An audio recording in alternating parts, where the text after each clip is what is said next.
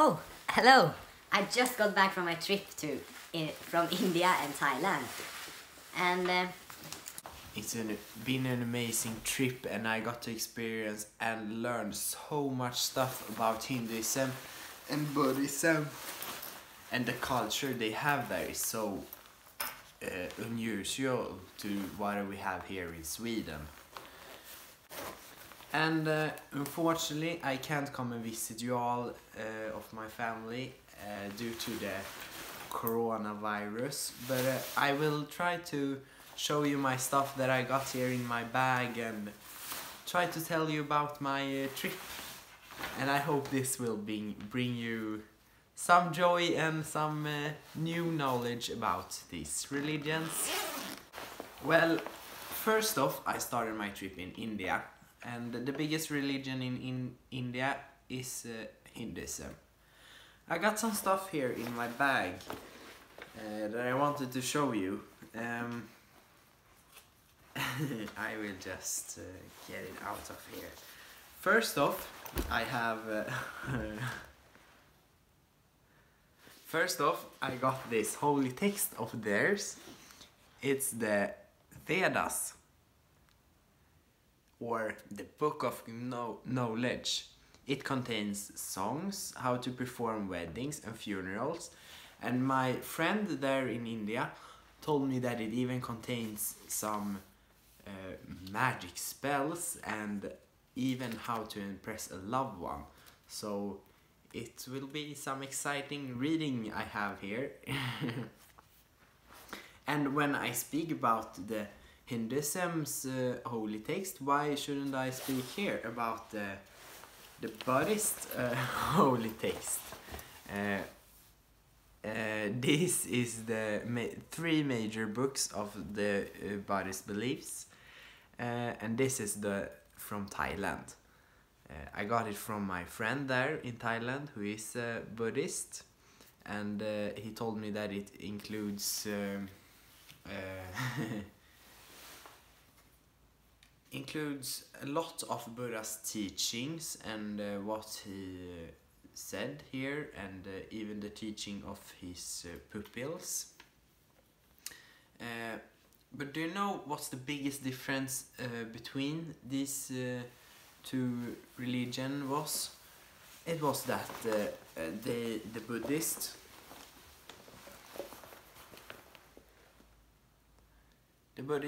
don't have a god, but the Hindus have multiple gods, or you could say one god with many personalities that are represented in multiple gods. It's almost like you know, in Christianity with the Trinity, the Father, Son, and the Holy Spirit. It's kind of the same. Well, it's not the same, but it's some there is a common thread, or what you should say. They have three in one, and they have many more than three in one. Well, further on my trip, I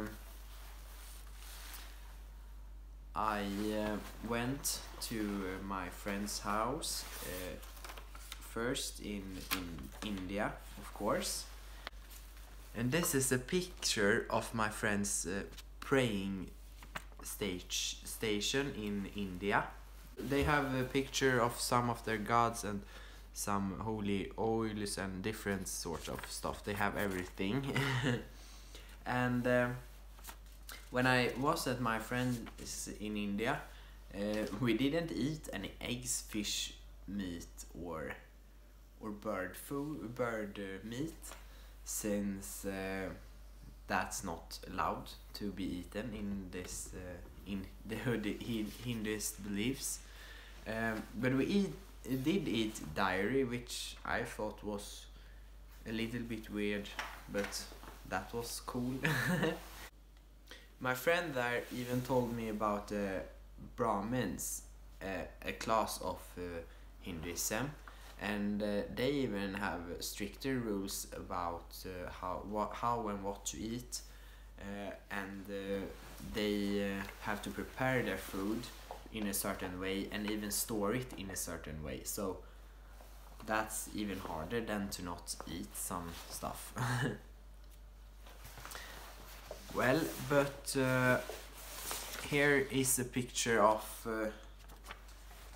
my friend's house in Thailand. He is a Buddhist, and he also told me that they don't eat any meat because the killing of the animals is against the moral of precept, and meat is considered a intoxicant to the body, like alcohol or other drugs can be seen in Sweden in normal society. Hey, I didn't mean in normal society, I meant non-religious societies.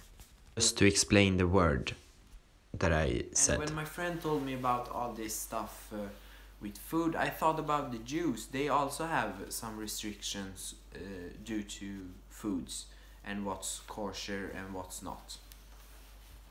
Well, further on, my Buddhist friend and we visited a monk, and when we met this monk, his name was Zhenzu, and he told me everything about his day and how he kept going with his days as a monk, and I thought it was so interesting. So I will try to tell you a brief story about what he told me.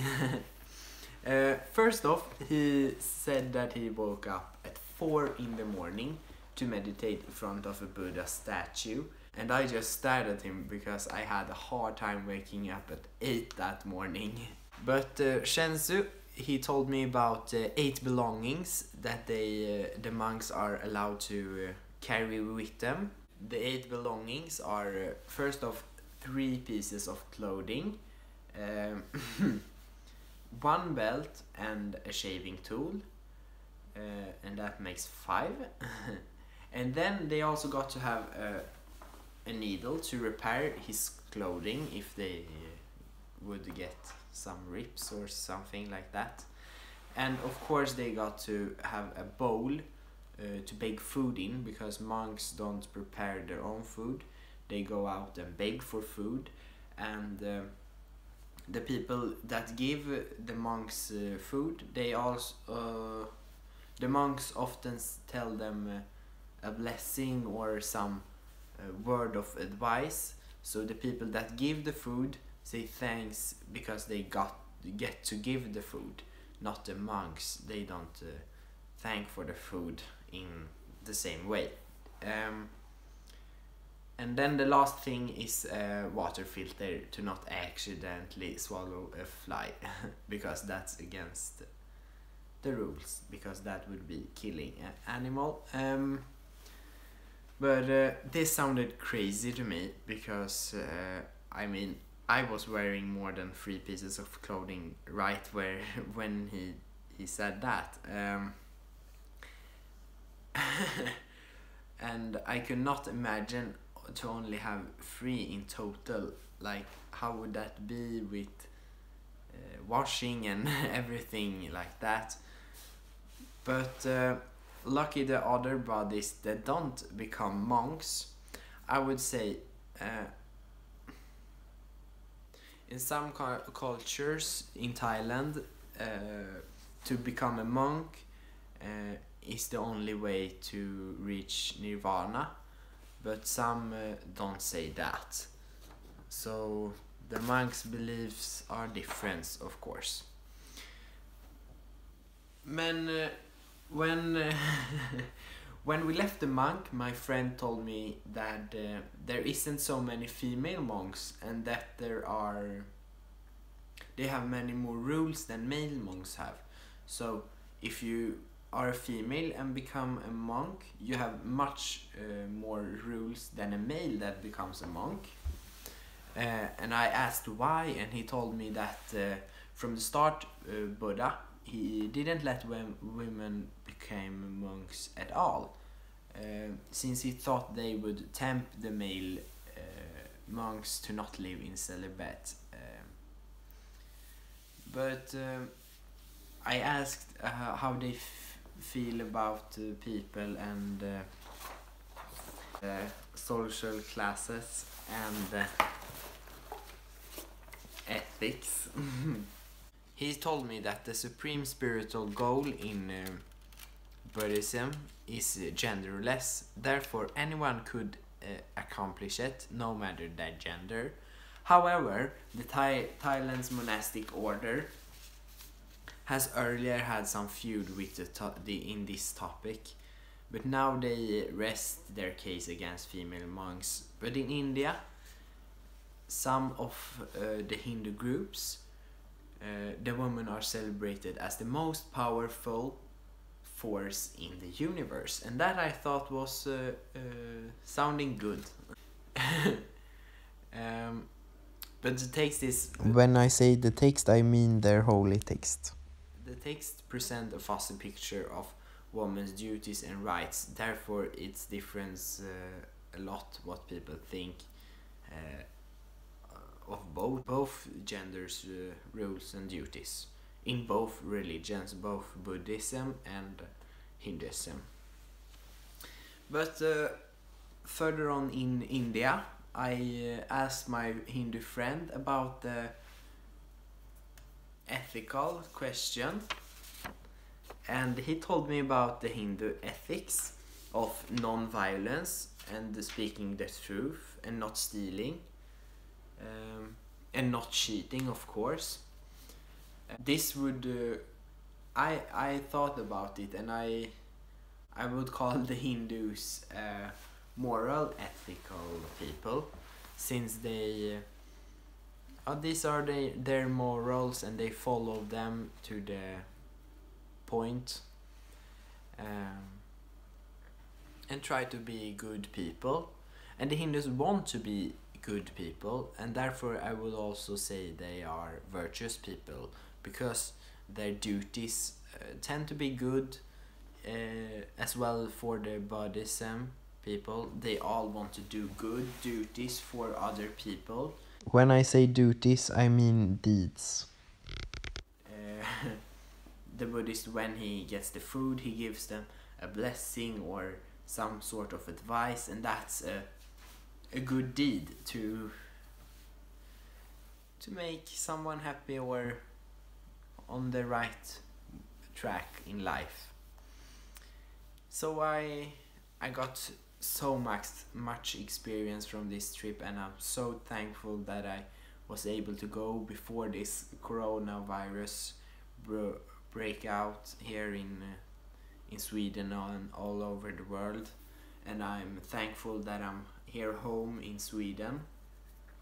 And I was walking outside the other day, and I realized that I almost never seen or noticed a Buddhist or even a Hindu, and it isn't that common here in Sweden, since the biggest religion is Christianity. But even that starts to less and less shown in our society, since many Swedes become more open-minded and believe that they don't need a god to guide them through their life. But that's not the case for Buddhists or even Hindus, and you could as well include other religions and there in this example. Their religion become a lifestyle and a good guide through life, both through pain and happiness. To believe and follow the rules connected to their religion is a way of giving back to their God that created them and everything around them, or to someday reach nirvana and exit the endless circle of reincarnation. It's a culture, it's a mindset, it's the key to everything. It's their life. Thank you for listening to my travel report. Have an amazing day now. Goodbye.